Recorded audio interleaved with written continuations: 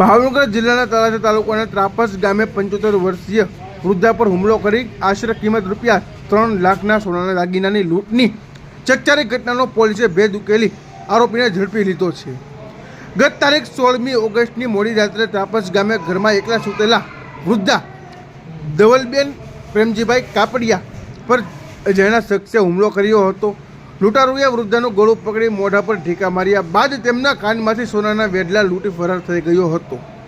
ઘટના બાદ અલંગ પોલીસ દ્વારા તપાસ હાથ ધરવામાં આવી હતી। ગુનાની ડિટેક્શનની કામગીરી દરમિયાન અલંગ પોલીસ ટીમ તથા એલસીબીની ટીમ જોડાઈ હતી અને સંયુક્ત તપાસના અંતે આરોપીને ઝડપી પાડ્યો હતો।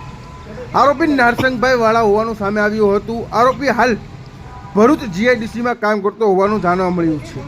આરોપીને આજે તળાજા પોલીસ સ્ટેશન ખાતે લાવવામાં આવ્યો હતો અને આ મામલે આજે તળાજા પોલીસ સ્ટેશન ખાતે તળાજા વિભાગના નાયબ પોલીસ અધિક્ષક શ્રી નકુમ સાહેબ દ્વારા પ્રેસ કોન્ફરન્સ યોજવામાં આવી હતી, જેમાં ત્રાપસ ગામે વૃદ્ધા સાથે મારામારી કરી લૂંટના ગુનાની ડિટેક્શન અંગે પોલીસ દ્વારા વિગતવાર માહિતી આપવામાં આવી હતી।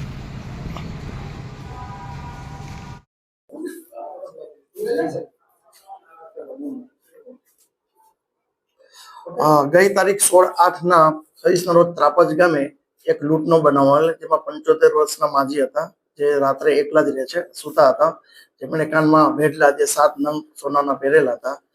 આ કામનો આરોપી છે જે નારસંગભાઈ વાળા, જેઓ ભરૂચ કેમિકલ ફેક્ટરીમાં નોકરી કરે છે, તે રાત્રે બસમાં આવેલ અને ઢાબળો ઓઢી અને આ ઘટનાને અંજામ આપેલ।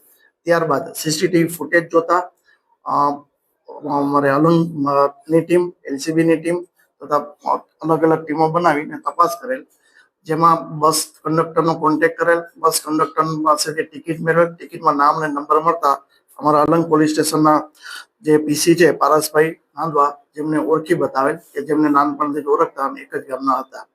આમ એમના ઉપર શંકા જતા તેમને બોલાવી પૂછપરછ કરતા ગુનો ડિટેક્ટ કરેલ। ગુનાના કામે જે મુદ્દામાલ ગયેલ છે 3 તોલા સોનાની જે કડીઓ છે એ કબજે કરેલ છે, તેની કિંમત આશરે 3 લાખ રૂપિયા થાય છે। એક જ છે।